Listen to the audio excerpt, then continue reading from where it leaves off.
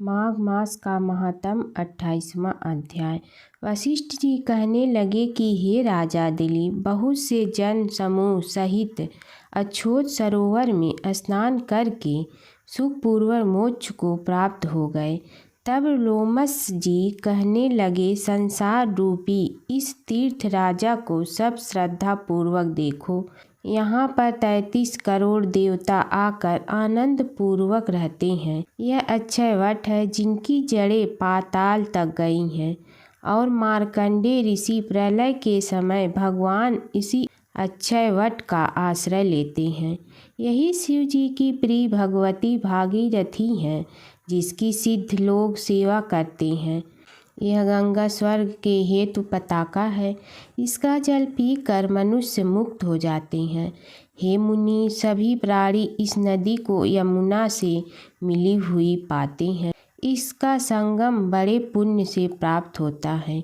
इसके स्नान से जन्म मृत्यु रूपी दावा नल से कोई नहीं तपता, परंतु ज्ञान प्राप्त करके मुक्त हो जाता है। यहाँ पर स्नान करने से सभी प्राणी बिना ज्ञान के भी मुक्त हो जाते हैं। इसलिए ब्रह्मा जी ने यहाँ यज्ञ करने की इच्छा की थी। इसी संगम में भगवान विष्णु ने स्त्री प्राप्ति की इच्छा से स्नान करके लक्ष्मी जी को प्राप्त किया।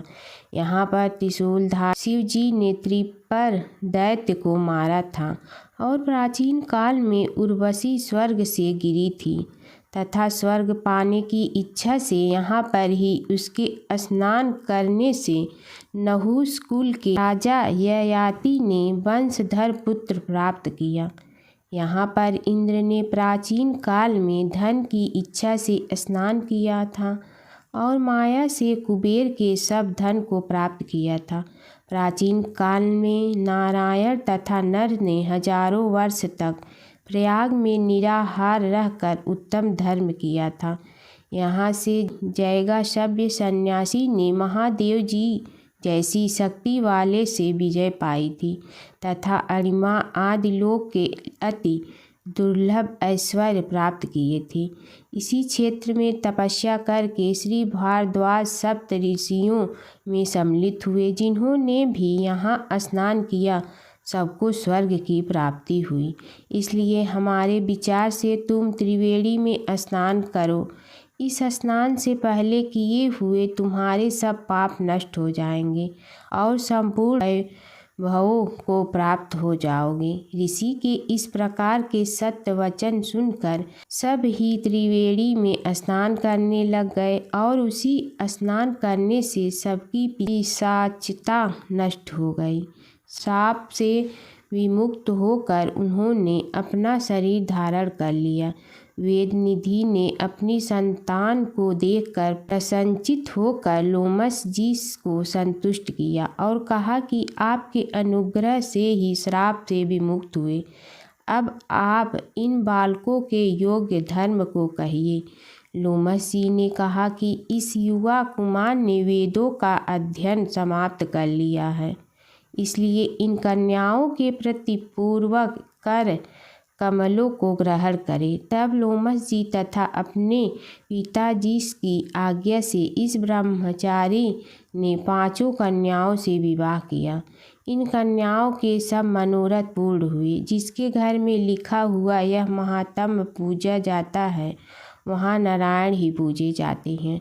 पुष्कर तीर्थ में, प्रयाग में, गंगा सागर में, देवालय में, कुरुक्षेत्र में तथा विशेष करके काशी में इसका पाठ अवश्य करना चाहिए।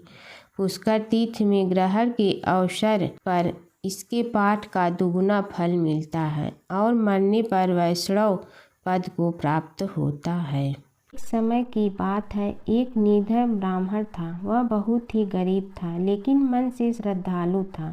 माघ मास आने पर उसने किसी से सुना कि माघ मास में प्रातः काल पवित्र नदी में स्नान करने से सारे पाप नष्ट हो जाते हैं और भगवान विष्णु की विशेष कृपा प्राप्त होती है।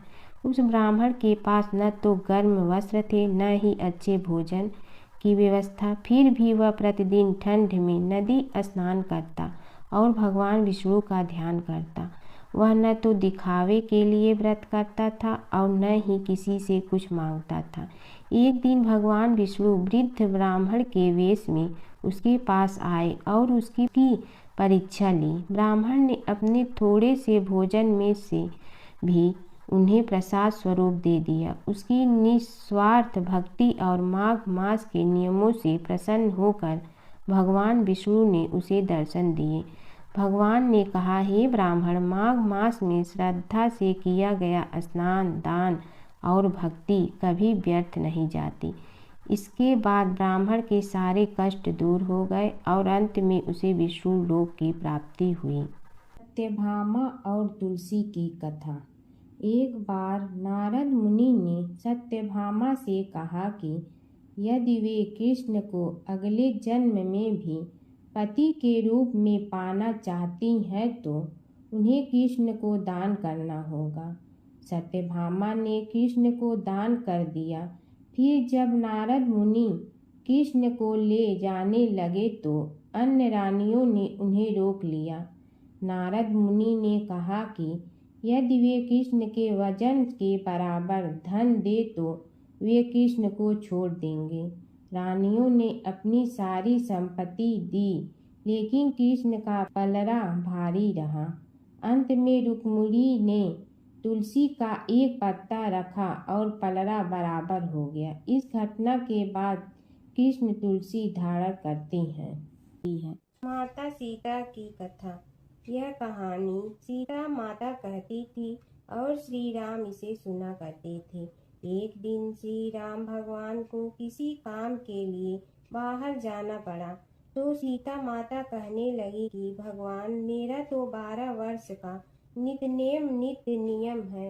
अब आप बाहर जाएंगे तो मैं अपनी कहानी किसे सुनाऊंगी। श्री राम ने कहा कि तुम कुएं की पाल पर जाकर बैठ जाना और वहां जो औरतें पानी भरने आएंगी उन्हें अपनी कहानी सुना देना। सीता माता कुएं की पाल पर जाकर बैठ जाती हैं। एक स्त्री आई, उसने रेशम की जड़ी की साड़ी पहन रखी थी और सोने का घड़ा ले रखा था। सीता माता उसे देख कहती हैं कि बहन, मेरा 12 वर्ष का नित्य नेम सुन लो। पर वह स्त्री बोली कि मैं तुम्हारा नित्य नेम सुनूंगी तो मुझे घर जाने में देरी हो जाएगी और मेरी सास मुझसे लड़ेंगी। उसने कहानी नहीं सुनी और चली गई। उसकी रेशम जड़ी की साड़ी फट गई। सोने का घड़ा मिट्टी के घड़े में बदल गया। सास ने देखा तो पूछा कि ये किसका दोष अपने सिर लेकर आ गई है। बहू ने कहा कि कुएं पर एक औरत बैठी थी। उसने कहानी सुनने के लिए कहा, लेकिन मैंने सुनी नहीं, जिसका यह फल मिला है। बहू की बात सुनकर अगले दिन वही साड़ी और घड़ा लेकर सास कुएं की पाल पर गई। सास को वहीं माता सीता बैठी मिली तो माता सीता ने कहा कि बहन, मेरी कहानी सुन लीजिए। सास बोली कि एक बार छोड़, मैं तो 4 बार कहानी सुन लूंगी। राम आए, लक्ष्मण आए, देश के पुजारी आए, नित नेम का नेम लाए, आओ राम बैठो राम। तपी रसोई जियो राम, माखन मिश्री खाओ राम। दूध बतासा पियो राम, सूत के पलका मोठो राम। साल दुसाला पोठो राम, साल दुसाला ओढ़ो राम। जब बोलो जब राम ही राम, राम संवारे सबके काम। खाली घर भंडार भरेंगे, सबका बेड़ा पार करेंगे। श्री राम जय राम जय जय राम। सास बोली कि बहन, कहानी तो बहुत अच्छी लगी। कहानी सुनकर सास घर चली गई और उसकी साड़ी फिर से रेशम जड़ी की बन गई। मिट्टी का घड़ा फिर सोने के घड़े में बदल गया। बहू कहने लगी, सासू माँ, आपने ये सब कैसे किया। सास ने कहा कि बहू, तू दोष लगा के आई थी और मैं अब दोष उतार कर आ रही हूँ। बहू ने फिर पूछा कि वह कुएं वाली स्त्री कौन है। सास बोली कि वे सीता माता थी। वे पुराने से नया कर देती हैं, खाली घर में भंडार भर देती हैं। वह लक्ष्मी जी का वास घर में कर देती हैं। आदमी की जो भी इच्छा हो उसे पूरा कर देती हैं। बहू बोली कि ऐसी कहानी मुझे भी सुना दो। सास बोली कि ठीक है, तुम भी सुनो। और सास ने कहानी शुरू की। राम आए लक्ष्मण आए, देश के पुजारी आए, नित नेम का नेम लाए, आओ राम बैठो राम, तपी रसोई जियो राम, माखन मिश्री खाओ राम, दूध बतासा पियो राम, सूत के पलका मोठो राम, साल दुसाला पोठो राम, साल दुसाला ओढ़ो राम, जब बोलो जब राम ही राम, राम संवारे सबके काम, खाली घर भंडार भरेंगे, सबका बेड़ा पार करें, श्री राम जय राम। कहानी सुनकर बहू बोली कि कहानी तो बहुत अच्छी है। सास ने कहा कि ठीक है, इस कहानी को रोज कहा करेंगे। अब सास बहू रोज सवेरे उठती, नहाती धोती और पूजा करने के बाद नित्य-नेम की सीता की कहानी कहती। एक दिन उनके यहाँ एक पड़ोस की औरत आई और बोली कि बहन जरा सी आँच दे ना। तो वह बोली कि आज तो अभी हमने जलाई ही नहीं। पड़ोसन ने कहा कि तुम सुबह 4 बजे से उठकर क्या कर रही हो? फिर उन्होंने कहा कि सुबह उठकर हम पूजा करते हैं, फिर सीता माता की नित्य नेम की कहानी कहते हैं। पड़ोसन ने उसी बात सुनकर फिर कहा कि सीता माता की कहानी कहने से तुम्हें क्या मिलता है?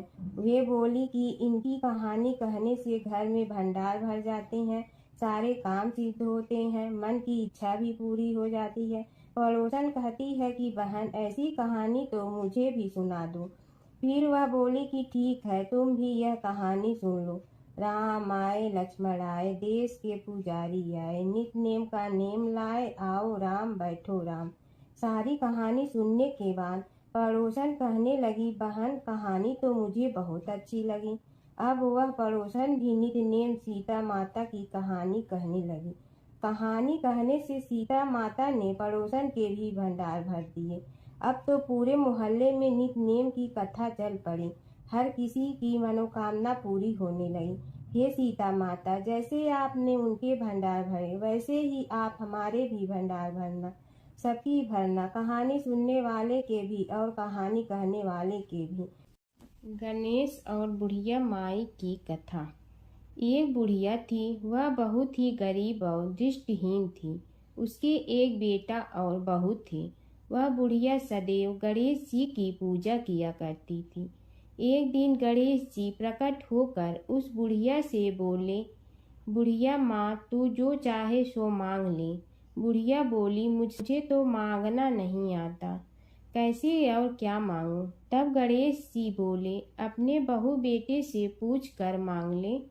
तब बुढ़िया ने अपने बेटे से कहा, गणेश जी कहते हैं तू कुछ मांग ले, बता मैं क्या मांगूं? पुत्र ने कहा, माँ तू धन मांग ले। बहू से पूछा तो बहू ने कहा, नाती मांग ले। तब बुढ़िया ने सोचा कि ये तो अपने अपने मतलब की बात कर रहे हैं। अतः उस बुढ़िया ने पड़ोसन से पूछा तो उन्होंने कहा, बुढ़िया तू तो थोड़े दिन जियोगी, क्यों तू धन मांगो और क्यों नाती मांगे? तू तो अपनी आँखों की रोशनी मांग ले, जिससे तेरी जिंदगी आराम से कट जाए। इस पर बुढ़िया बोली, यदि आप प्रसन्न हैं तो मुझे 9 करोड़ की माया दे, निरोगी काया दे, अमर सुहाग दे, आँखों की रोशनी दे, नाती दे, पोता दे और सब परिवार को सुख दे और अंत में मोक्ष दे। यह सुनकर तब गणेश जी बोले, बुढ़िया माँ, तुमने तो हमें ठग लिया। फिर भी जो तूने मांगा है वचन के अनुसार सब तुझे मिलेगा। और यह कहकर गणेश जी अंतर ध्यान हो गए। उधर बुढ़िया माँ ने जो कुछ मांगा वह सब कुछ मिल गया। हे गणेश जी महाराज, जैसे तुमने उस बुढ़िया माँ को सब कुछ दिया वैसे ही सबको देना। बुढ़िया माई को मुक्ति दी तुलसी माता की कथा।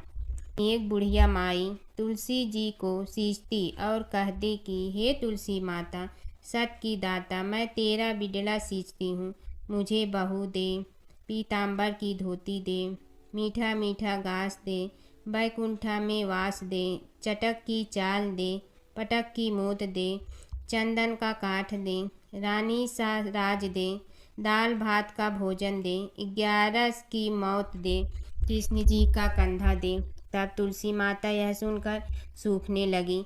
तो भगवान ने पूछा कि हे तुलसी, तुम क्यों सूख रही हो? तुलसी माता ने कहा कि एक बुढ़िया रोज आती है और यही बात कह जाती है। मैं सब बात तो पूरा कर दूंगी, लेकिन कृष्ण का कंधा कहाँ से लाऊंगी? तो भगवान बोले, जब वो मरेगी तो मैं अपने आप कंधा दे आऊँगा, तू बुढ़िया माई से कह देना। जब बुढ़िया माई मर गई, सब लोग आ गए। जब माई को ले जाने लगे तो वह किसी से न उठी। तब भगवान एक 12 बरस के बालक का रूप धारण करके आए। बालक ने कहा, मैं कान में एक बात कहूँगा तो बुढ़िया माई उठ जाएगी। बालक ने कान में कहा, बुढ़िया माई मन की निकाल ले, पीताम्बर की धोती ले, मीठा मीठा घास ले, बैकुंठा का वास ले, चटक की चाल ले, पटक की मोत ले, कृष्ण जी का कंधा ले। यह सुनकर बुढ़िया माई हल्की हो गई। भगवान ने कंधा दिया और बुढ़िया माई को मुक्ति मिल गई। हे तुलसी माता, जैसे बुढ़िया माई को मुक्ति दी वैसे सबको देना। जमुना की कहानी। प्राचीन समय में एक गांव था जिसमें 2 बहनें रहा करती थी। एक बहन का नाम गंगा था तो दूसरी बहन का नाम जमुना था। एक बार दोनों बहनें एक साहूकार के खेत से गुजर रही थी तो जमुना ने 13 दाने जौ के तोड़ लिए, जिसे देख गंगा बोली कि तुझे तो ग्रहण लग गया, तूने चोरी की है। इस पर जमुना बोली कि अब मेरा ग्रहण कैसे धुलेगा? गंगा ने कहा कि तुझे 12 साल तक साहूकार के यहाँ नौकरी करनी पड़ेगी, तभी तेरा पाप धुलेगा और ग्रहण से मुक्ति मिलेगी।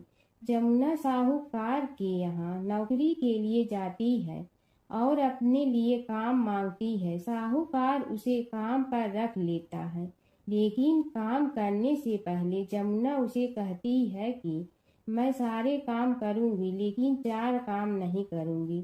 जूठे बर्तन नहीं मांजूंगी, झाड़ू नहीं लगाऊंगी, बिस्तर नहीं बिछाऊंगी और दिया नहीं जलाऊंगी। 12 साल के बाद कुंभ का मेला लगा तो साहूकारनी भी कुंभ नहाने जाने लगी। जमुना ने उसे जाते देख कहा कि कुंभ के मेले में मेरी बहन गंगा मिलेगी तो उसे यह सोने का टक्का दे देना, इससे वह अपने हाथों में सुंदर चूड़ियां पहन लेगी। साहूकारनी ने कुंभ के मेले में गंगा को वह सोने का टका दे दिया। गंगा ने उनसे वह टका लेते हुए कहा कि मेरी बहन को कहना कि उसके 12 वर्ष पूरे हो गए हैं, अब वह वहां वापिस आ जा। साहूकार व साहूकारनी वापिस घर आए तब जमुना मटके में पानी भर रही थी। दोनों जमुना से बोले कि हमने सोने का वह टका तेरी बहन गंगा को दे दिया था और उसने कहा है कि तेरे 12 वर्ष पूरे हो गए हैं, इसलिए अब तुम वापिस जाओ। यह समाचार सुनते ही जमुना सहस्त्र धारा में बदल गई और बहने लगी। जमुना जी का यह रूप देखकर साहूकार और साहूकारनी परेशान हो गई थी। हमारे घर में जमुना माता ने काम किया, हमें तो अब ग्रहण लग गया है, हम यह ग्रहण कैसे उतारेंगे? जमुना भागकर गंगा माता के पास चली गई। गंगा ने जमुना से पूछा कि तुम साहूकारनी से कुछ कहकर आई हो या ऐसे ही बिना बताए आ गई? तब जमुना बोली कि मैं तो कुछ भी बताकर नहीं आई हूँ। गंगा ने कहा कि जा उन्हें धीरज दे आ, नहीं तो उन्हें जीवन भर असंतोष ही रहेगा। गंगा के कहने पर जमुना माता ने साहूकारनी को सपने में दर्शन दिए और कहा कि तुम दोनों उल्टे माथे क्यों पड़े हो, जाओ उठकर खाओ पियो। तब दोनों बोले कि हम कैसे उठें, हमें तो ग्रहण लगा है, क्योंकि हमने उल्टे सीधे और पता नहीं कितने नीच कार्य आपसे कराए हैं। तब जमुना जी बोली कि तुम्हें ग्रहण नहीं लगा है, ग्रहण तो मुझे लगा था कि मैंने तुम्हारे खेत से 13 दाने जौ के चुराए थे। मैं तो अपना ग्रहण उतारने तुम्हारे घर आई थी। मेरा ग्रहण तुम्हारे घर में 12 वर्ष तक रहने से उतर गया है और मेरी मुक्ति हो गई है। जमुना जी ने कहा कि तुम्हें कोई ग्रहण नहीं लगा है, उल्टे मेरे 12 वर्ष तक यहाँ रहने से तुम्हारी भी मुक्ति हो गई है। यह कहकर जमुना जी स्वप्न से चली गई। दोनों उठकर देखते हैं कि उनके घर में पहले से भी अधिक धन हो गया है। हे जमुना माता, जैसे आपने साहूकार व साहूकारनी की मुक्ति कराई, वैसे ही आप अपने सभी भक्तों की करना। नगर बसेरे की कहानी। किसी गांव में एक भाट व एक जाट रहता था। दोनों में घनिष्ठ मित्रता थी। एक बार जाट अपनी बहन के घर जाने को तैयार हुआ तो भाट अपनी ससुराल जाने को तैयार हुआ। दोनों साथ चल पड़े तो रास्ते में रुककर एक कुएं की मुंडेर पर बैठ गए। जाट ने भाट से कहा कि नगर बसेरा कर लेते हैं। इस पर भाट बोला कि तू ही नगर बसेरा कर ले, मैं तो अपनी ससुराल जा रहा हूँ, वहाँ खूब खातिर होगी मेरी, तू कर ले नगर बसेरा। जाट वहीं कुएं के पास बैठ पानी की घंटी और चावल का दाना लेकर नगर बसेरा करने लगा। नगर बसेरा करने के साथ जाट कहने लगा कि नगर बसेरा जो करे सो मल धोवे पाँव, ताता माड़ा तापसी देगी मेरी माँ। माँ देगी मावशी तेगी द्वारका का वास, मीठा मीठा घास वृंदावन का वास। 5 कुल्ठी छठी रास मेरी जीवड़ो श्री कृष्ण के पास। डालू पानी हो जाए घी झट से निकल जाए मेरा जी। यह सब कर कर के वह जाट बहन के पास चल पड़ा। जाट की बहन ने भाई के आने पर उसकी खातिर की खी बूढ़ा के साथ भाई को जिमाया। दोनों ने बैठकर ढेर सारी बातें की।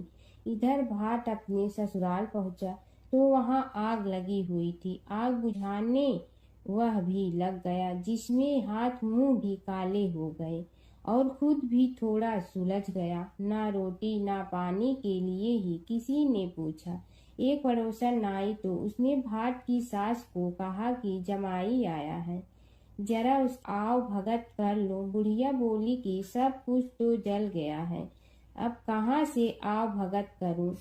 तब पड़ोसन ने ही भाट को एक रोटी के साथ छाछ दी। उसने वही खाकर गुजारा किया। शाम को दोनों फिर घर की ओर चल पड़े और रास्ते में मिल गए और एक दूसरे का हाल पूछा। भाट बोला कि मेरी ससुराल में तो आग लगी हुई थी, आग बुझाते मैं खुद काला हो गया हूँ, ना रोटी मिली ना पानी। जाट बोला कि मेरी तो बहुत खातिर हुई। फिर बोला कि मैंने कहा था ना कि नगर बसेरा कर ले, आ अब कर ले, लेकिन भाट ने फिर मना कर दिया। कहने लगा कि चाहे रोटी दे या न दे, तेरी तो माँ है, दही चूरमा का पेड़ा धरा पाएगा। भाट ने फिर नगर बसेरा नहीं किया, जाट ने कर लिया। नगर बसेरा जो करे सो मल धोए पाँव, ताता माड़ा तापसी देगी मेरी माँ। माँ देगी मावशी देगी द्वारका का वास, मीठा मीठा घास वृंदावन का वास। 5 कुल्ठी छठी रास मेरा जीवड़ो श्री कृष्ण के पास। डालू पानी हो जाए घी झट से निकल जाए मेरा जी। करके वह चल पड़ा। घर पहुँचते ही जाट की मावशी ने बहुत लाड प्यार किया। उधर भाट घर गया तो उसकी भैंस खो गई थी। बाप एक लाठी रखे तो दूसरी उठाए और कहने लगा कि ससुराल गया तो आग लगा दी, अब यहाँ आया तो भैंस खो दी। बाप ने कहा कि पहले भैंस लेकर आ, तभी रोटी पानी मिलेगा। सारा दिन भाट भैंस ढूंढता रहा, लेकिन उसे भैंस नहीं मिली। जाट और भाट की मुलाकात फिर से बाजार में हो गई।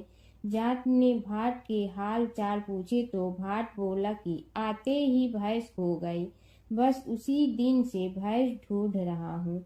रोटियां का तो पूछो ही मत। जाट ने कहा कि मैंने तो पहले ही कहा था कि नगर बसेरा कर ले।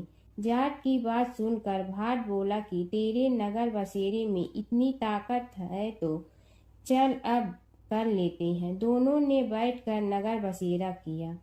नगर बसेरा जो करे सो मल धोवे पाँव, ताता माड़ा तापसी देगी मेरी माँ। माँ देगी मौसी देगी द्वारका का वास, मीठा मीठा घास वृंदावन का वास। 5 कुल की छठी रास, मेरा जीवड़ो श्री कृष्ण के पास। डालू पानी हो जाए घी, झट से निकल जाए मेरा जी। दोनों के नगर बसेरा करने पर भाट जैसे ही आगे बढ़ा तो उसकी खोई भैंस मिल गई, जिसे लेकर घर पहुंचा। घर पहुंचते ही माँ ने कहा कि लड़के को आते ही घर से निकाल दिया, सारे दिन से ये भूखा प्यासा भटक रहा है। यह कहकर उसकी माँ ने उसको खूब खिलाया पिलाया। इस घटना के बाद सारे नगर में ढिंढोरा पिटवा गया कि तब कोई अपने पीहर या सास से आते जाते नगर बसेरा करें। जैसे भाट को नगर बसेरा करने का फल मिला, वैसे ही हर किसी को मिले। धरती के प्रथम मानव स्वयंभू मनु और उनकी पत्नी शतरूपा की कथा। स्वयंभू मनु को आदि भी कहा जाता है। आदि का अर्थ प्रारंभ। सभी भाषाओं के मनुष्यवाची शब्द मैन, मनुज, मानव, आदम, आदमी आदि सभी मनु शब्द से प्रभावित हैं। यह समस्त मानव जाति के प्रथम संदेशवाहक हैं। इन्हें प्रथम मानने के कई कारण हैं। संसार के प्रथम पुरुष स्वयंभू मनु और प्रथम स्त्री थी शतरूपा। इन्हें प्रथम पुरुष और प्रथम स्त्री की संतानों से संसार के समस्त जनों की उत्पत्ति हुई। मनु की संतान होने के कारण वे मानव कहलाए। मानव उसे कहते हैं जिसमें जड़ और प्राण से कहीं ज्यादा सक्रिय है। मन, मनुष्य में मन की ताकत है, विचार करने की ताकत है, इसीलिए उसे मनुष्य कहते हैं। क्योंकि यह सभी मनु की संतानें हैं, इसलिए मनुष्य को मानव भी कहा जाता है। हिंदू धर्म में स्वयंभू मनु के ही कुल में आगे चलकर स्वयंभू सहित कुल क्रमशः 7 मनु हुए और 7 होना बाकी है। महाभारत में 8 मनुओं का उल्लेख मिलता है। श्वेत वराह कल्प में 14 मनुओं के नाम स्वयंभू, स्वरोचिष, औतमी, तामस मनु, रैवत, चाक्षुष, वैवस्वत, सूर्य सावर्णी, दक्ष सावर्णी, ब्रह्मा सावर्णी, धर्म सावर्णी, रुद्र सावर्णी, रौच या देव सावर्णी, भौत या इंद्र सावर्णी। प्रजापत्य कल्प में ब्रह्मा ने रुद्र रूप को ही स्वयंभू मनु और स्त्री रूप में शतरूपा को प्रकट किया। स्वयंभू मनु एवं शतरूपा की कुल 5 संतानें थीं, जिनमें से 2 पुत्र प्रियव्रत एवं उत्तानपाद तथा 3 कन्याएं आकुति, देवहूति और प्रसूति थी। आकुति का विवाह रुचि प्रजापति के साथ और प्रसूति का विवाह दक्ष प्रजापति के साथ हुआ। देवहूति का विवाह प्रजापति करदम के साथ हुआ। रुचि के आकुति से एक पुत्र उत्पन्न हुआ, जिसका नाम यज्ञ रखा गया। इनकी पत्नी का नाम दक्षिणा था। कपिल ऋषि देवहूति की संतान थे।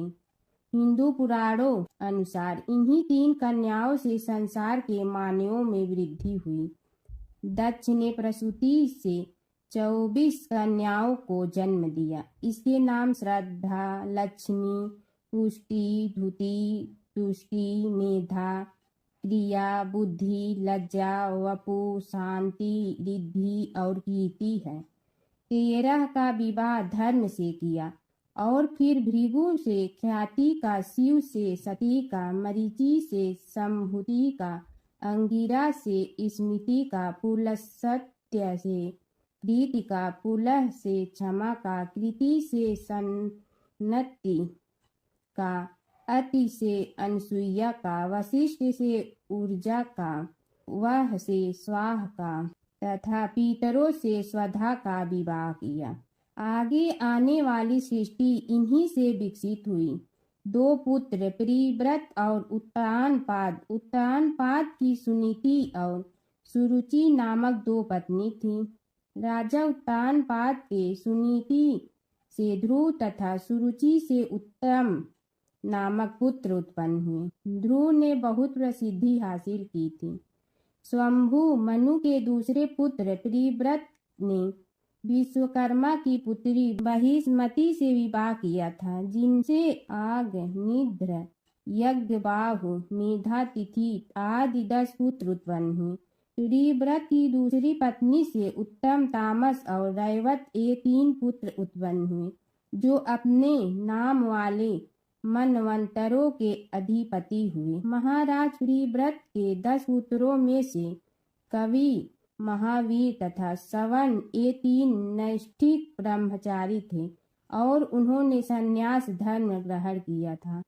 महाराज मनु ने बहुत दिनों तक इस सप्तद्वीपवती पृथ्वी पर राज्य किया। उनके राज में प्रजा बहुत सुखी थी। इन्हीं ने मनु स्मृति की रचना की थी, जो मूल रूप में नहीं मिलती। उसके अर्थ का अनर्थ ही होता रहा है। उस काल में वर्ण का अर्थ रंग होता था और आज जाति। प्रजा का पालन करते हुए जब महाराज मनु को मोक्ष की अभिलाषा हुई तो वे संपूर्ण राजपाट अपने बड़े पुत्र उत्तानपाद को सौंपकर एकांत में अपनी पत्नी शतरूपा के साथ नैमिषारण्य तीर्थ चले गए। लेकिन उत्तानपाद की अपेक्षा उनके दूसरे पुत्र राजा प्रियव्रत की प्रसिद्धि ही अधिक रही। मनु ने सुनंदा नदी के किनारे 100 वर्ष तक तपस्या की। दोनों पति पत्नी ने नैमिषारण्य नामक पवित्र तीर्थ में गोमती के किनारे भी बहुत समय तक तपस्या की। उस स्थान पर दोनों की समाधियां बनी हुई है। स्वयंभू मनु के काल के ऋषि मरीचि, अत्रि, अंगिरस, पुलह, ऋतु, तुलसत्य और वशिष्ठ हुए। राजा मनु सहित उक्त ऋषियों ने ही मानव को सभ्य, सुविधा संपन्न, भ्रम साध्य और सुसंस्कृत बनाने का कार्य किया। राजा प्रियव्रत के ज्येष्ठ पुत्र अग्निध्र जम्बूद्वीप के अधिपति हुए। अग्निध्र के 9 पुत्र जम्बूद्वीप के 9 खंडों के स्वामी माने गए हैं, जिनके नाम उन्हीं के नामों के अनुसार हिला वृत्त वर्ष, भद्रास वर्ष, केतुमाल वर्ष, कुरु वर्ष, हिरण्मय वर्ष, रम्यक वर्ष, हरि वर्ष, किंग पुरुष वर्ष और हिमालय से लेकर समुद्र के भूभाग को नाभि खंड कहते हैं। नाभि और कुरु ये दोनों वर्ष धनुष की आकृति वाले बताए गए हैं। नाभि के पुत्र ऋषभ हुए और ऋषभ से भरत का जन्म हुआ। भरत के नाम पर ही बाद में इस नाभि खंड को भारतवर्ष कहा जाने लगा। आप सोच रहे होंगे कि जब स्वयंभू मनु ही धरती के पहले मानव थे, जो अन्य ऋषि प्रजापति आदि कहाँ से आए। दरअसल प्राचीन काल में इस पृथ्वी के कई विभाजन थे, पाताल, धरती, स्वर्ग आदि। स्वर्ग से ही ब्रह्मा ने स्वयंभू मनु को धरती पर उतारा था। उनके इस अवतरण की कथाएं भिन्न भिन्न मिलती हैं। व्रत कथा के साथ पढ़ी और सुनी जाने वाली लपसी तपसी की यह कहानी। एक लपसी था, एक तपसी था। तपसी हमेशा भगवान की तपस्या में लीन रहता था। लपसी रोजाना 1.25 सेर की लपसी बनाकर भगवान का भोग लगाकर जीम लेता था। एक दिन दोनों लड़ने लगे। तपसी बोला, मैं रोज भगवान की तपस्या करता हूँ, इसलिए मैं बड़ा हूँ। लपसी बोला, मैं रोज भगवान को 1.25 सेर लपसी का भोग लगाता हूँ, इसलिए मैं बड़ा हूँ। नारद जी वहाँ से गुजर रहे थे। दोनों को लड़ता देखकर उनसे पूछा कि तुम क्यों लड़ रहे हो। लपसी ने खुद के बड़ा होने का कारण बताया और लपसी ने अपना कारण बताया। नारद जी बोले, तुम्हारा फैसला मैं करूँगा। दूसरे दिन लपसी और तपसी नहाकर अपनी रोज की भक्ति करने आए तो नारद जी ने छुपकर 1.25 करोड़ की एक अंगूठी उन दोनों के आगे रख दी। तपसी की नज़र उस अंगूठी पर पड़ी, जो उसने चुपचाप अंगूठी उठाकर अपने नीचे दबा ली। तब लपसी की नज़र अंगूठी पर पड़ी, लेकिन उसने ध्यान नहीं दिया। भगवान को भोग लगाकर लपसी खाना खाने लगा। नारद जी सामने आए तो दोनों ने पूछा कि कौन बड़ा, तो नारद जी ने तपसी से खड़ा होने को कहा। वो खड़ा हुआ तो उसने नीचे दबी अंगूठी दिखाई पड़ी। नारद जी ने लपसी से कहा, तपस्या करने के बाद भी तुम्हारी चोरी करने की आदत नहीं गई, इसलिए लपसी बड़ा है और तुम्हें तुम्हारी तपस्या का कोई फल भी नहीं मिलेगा। तपसी शर्मिंदा होकर माफ़ी मांगने लगा। उसने नारद जी से पूछा, मुझे मेरी तपस्या का फल कैसे मिलेगा? नारद जी ने कहा, यदि कोई गाय और कुत्ते की रोटी नहीं बनाएगा तो फल तुझे मिलेगा। यदि कोई ब्राह्मण को भोजन करवा कर दक्षिणा नहीं देगा तो फल तुम्हें मिलेगा। यदि कोई साड़ी के साथ ब्लाउज नहीं देगा तो फल तुझे मिलेगा। यदि कोई दिए से दिया जलाएगा तो फल तुम्हें मिलेगा। यदि कोई सारी कहानी सुने लेकिन तुम्हारी कहानी नहीं सुने तो फल तुझे मिलेगा। उसी दिन से हर व्रत कथा कहानी के साथ लपसी तपसी की कहानी भी सुनी और कही जाती है।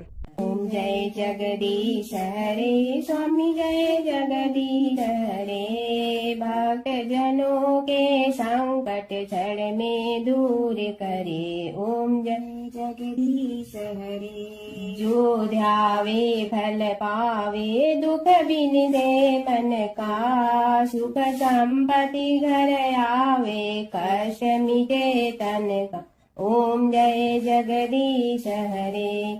मात पिता तुम मेरे, शरण कहूँ किसकी। तुम विनय और न दूजा, आस करूँ जिसकी। ओम जय जगदीश हरे। तुम पूर्ण परमात्मा, तुम अंतर्यामी।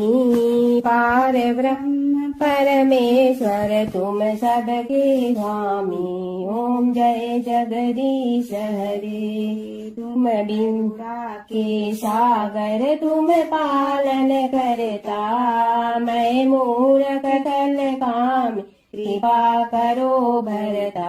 ओम जय जगदीश हरे। तुम हो ये कय गोचर, सबके प्राणपति। किस विधि मिलूं दया में, तुमको मैं कुमति। ओम जय जगदीश हरे। दीन बंधु दुख हरता, तुम रक्षक मेरे। अपने हाथ उठाओ, द्वार पड़ा तेरे। ओम जय जगदीश हरे। विषय विकार मिटा, पाप हरो देवा। श्रद्धा भक्ति बढ़ाओ, संतन की सेवा। ओम जय जगदीश हरे। तन मन धन सब तेरा, स्वामी सब कुछ है तेरा। तेरा तुझको अर्पण क्या लागे मेरा। ओम जय जगदीश हरे। जय जगदीश हरे, स्वामी जय जगदीश हरे। भक्त जनों के संकट क्षण में दूर करे। ओम जय जगदीश हरे, स्वामी जय जगदीश हरे।